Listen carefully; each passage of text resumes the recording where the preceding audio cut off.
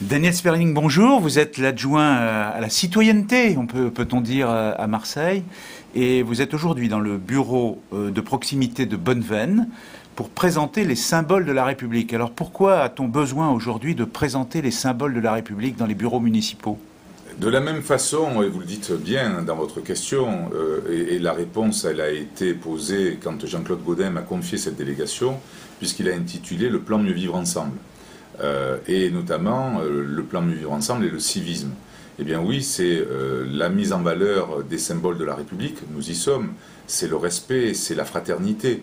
C'est l'un des axes importants de ce plan qui est cet apprentissage de la citoyenneté, fondé sur le principe connaître pour comprendre, comprendre c'est respecter.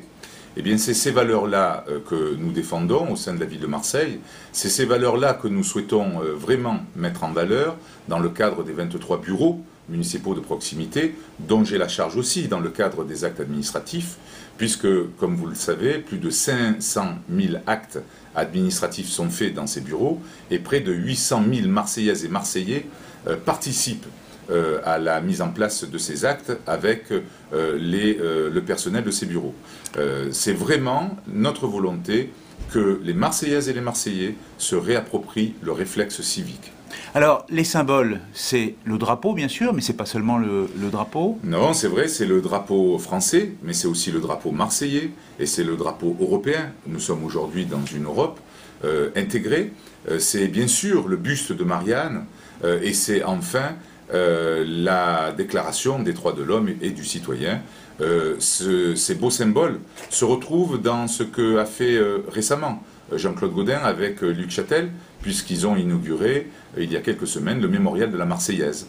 Eh bien, nous retrouverons également à l'intérieur de ces bureaux des documents du mémorial de la Marseillaise qui vont renvoyer à ce réflexe civique.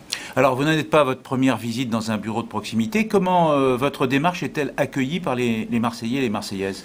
Écoutez, pour l'instant, je ne l'ai pas mesuré de façon scientifique. Ce que je peux dire de façon spontanée, c'est que des questions se posent, et c'est ça l'idée, c'est qu'effectivement les Marseillaises et les Marseillais se disent « mais pourquoi ces symboles dans un bureau municipal de proximité ?» Eh bien, si la question est posée, j'y apporterai la réponse, et eux-mêmes participeront à cette réponse, et j'en suis ravi. Est-ce que vous n'avez pas l'impression que ce serait plutôt vers les établissements scolaires qu'il faudrait initier des démarches de ce genre ? Vous avez raison, et dans le cadre de ces 110 projets du plan Mieux Vivre Ensemble, parce que je ne vous ai pas cité le nombre de projets, mais il y en a 110, l'un d'entre eux c'est celui que nous venons d'inaugurer aujourd'hui, et il y en a bien d'autres, dont ceux de lancer un grand concours auprès des 440 écoles de la ville de Marseille, en direction donc de ces enfants, pour travailler sur un sujet qui est un grand concours sur le symbole qui intègre liberté, égalité, fraternité au fronton des écoles. Et nous allons mettre en place un jury qui va, dans les prochains mois, délibérer pour choisir les meilleures propositions. Daniel Sperling, merci. Merci.